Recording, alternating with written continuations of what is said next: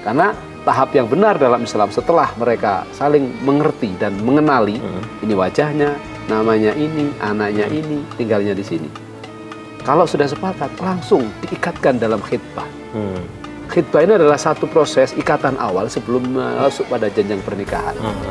Nah, setelah itu, ketika sudah disepakati dalam khitbah itu bahwa sebulan lagi, 2 bulan lagi akan dilangsungkan akad nikah, baru itulah proses puncak dari sebuah ikhtiar seorang hamba yang berlainan jenis untuk beribadah mengikuti sunnah Rasul alias menikah. Ustaz, sejauh apa nih khitbah itu Pak Ustaz? Maka apakah dia boleh bertemu langsung atau dia bisa jalan-jalan berdua jalan gitu atau kalau dalam apa nih, Islam ya dalam kitab-kitab fikih yang dijabarkan dari hadisnya Rasulullah SAW, khitbah itu sampai pada batas kita memahami dan mengenali secara detail terhadap calon suami atau calon istri. Nah, dulu saya kalau ngaji kitab itu digambarkan kalau memang mau menikah dengan si perempuan, kita hanya boleh melihat dengan indikasi tertentu, misalnya ya dari keluarga atau dari mempelai perempuan, bahwa si calon mempelai putrinya itu loh orangnya, lihat. Hanya sebatas itu, kita lihat dari balik bilik misalnya, dari balik dinding, dari balik tirai, oh gini ya jalannya begitu, senyum, cukup. Artinya tidak tatap muka nih yang... Tidak tatap muka. Lalu kemudian setelah itu yang laki-laki pun juga demikian. Mempelai perempuan melihat laki-lakinya, oh itu pinter ngaji, ya udah cocok deh. Masuklah proses kita. Nah sekarang kan pacaran ini dianggap sebagai sebuah proses yang natural dan normal.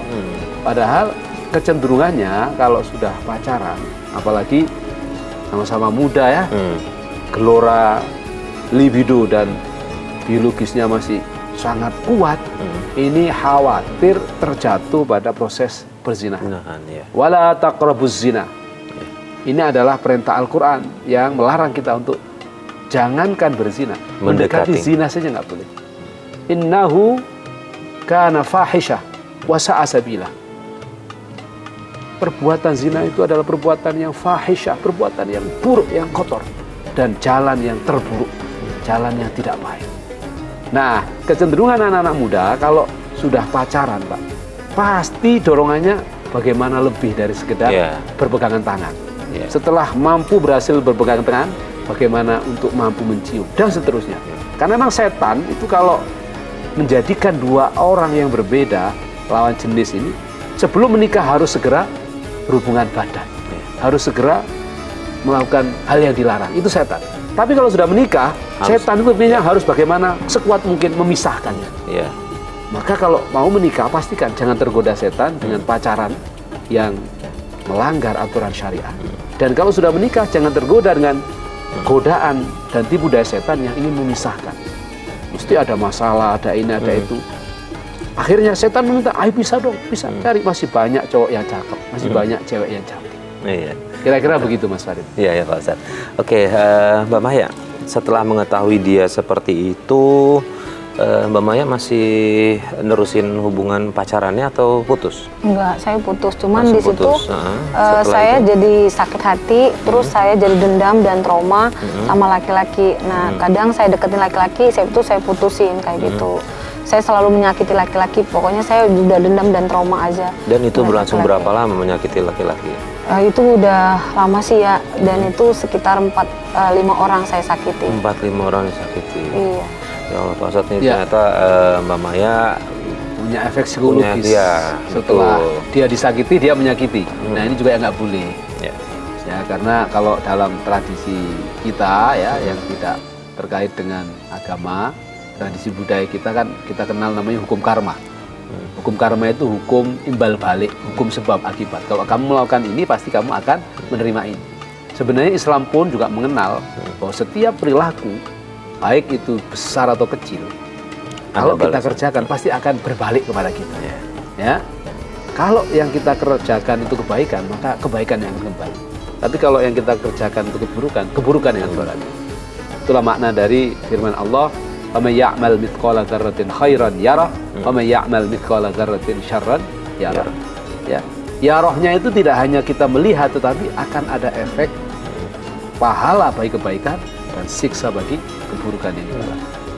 Maka mulai detik ini saya meminta dan menyarankan kepada Mbak Maya untuk bertobat kepada Allah Subhanahu wa taala. Perbanyak membaca istighfar, jangan lagi menyakiti orang lain, khususnya cowok-cowok yang mau berdekatan dengan Mbak Maya hanya gara-gara Mbak Maya dulu pernah disakiti oleh cowok. Sebab Mbak Maya disakiti oleh si A, sementara yang Mbak Maya sakiti B, C, D, E, F, G. Nggak ada hubungannya. Iya. Betul apa enggak? Iya. Maka Pak Ustadz. mungkin dengan acara tawakal ini kita sama-sama mencari solusi yang diridhoi oleh Allah. Dan setelah pulang dari program ini, Mbak Maya betul-betul menjadi manusia-manusia baru yang semakin dekat, semakin cinta kepada Allah dan semakin taat untuk menjalankan perintah Allah dan menjauhi larangan Allah. Nah, yang menjadi pertanyaan lagi Pak Ustadz, ternyata Mbak Maya ini dia itu udah menikah. Iya.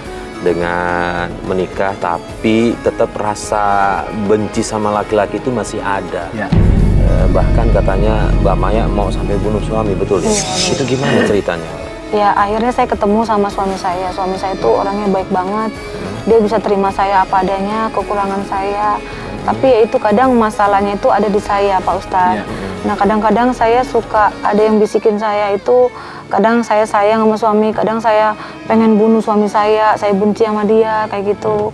Nah suatu saat dia pernah saya cukur ininya jenggotnya. Nah saya pengen bunuh dia di situ.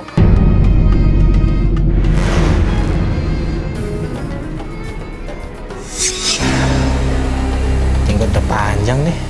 Kenapa? Sayang, bantuin aku dong cukurin jenggot. Udah panjang. Iya nih udah nggak enak, ya? Nggak bisa cukur sendiri. Kamu kan istri aku, oke? Ya, manja banget deh. Udah sini. Pelan-pelan ya. Sini lehernya. Iya itu. Yang bawahnya juga ya. Yang.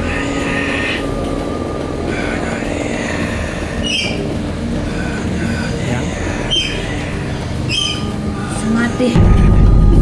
Sayang, apa nih? Mati. Kamu apa nih? Ini bahaya. Mati. Ini bahaya. Diam kamu. Kamu Maya, sadar Maya, aku ini suami kamu. Maya, sadar. Aduh. Terus saya kadang-kadang mau pukul dia pakai kayu kayak gitu, mau bunuh suami saya. Nah anak saya itu memperhatikan hal-hal seperti itu, sampai dia bilang sama saya, mama jahat, mama jahat, mama jahat, saya nggak teman sama mama kayak gitu. Jadi emang psikis anak saya juga terganggu. Ya rumah tangga kita juga kadang jadi suka cekcok. Ya kadang suami saya juga kadang-kadang dia nggak mau pulang juga. Saya takut suami saya ninggalin saya, Pak Ustadz.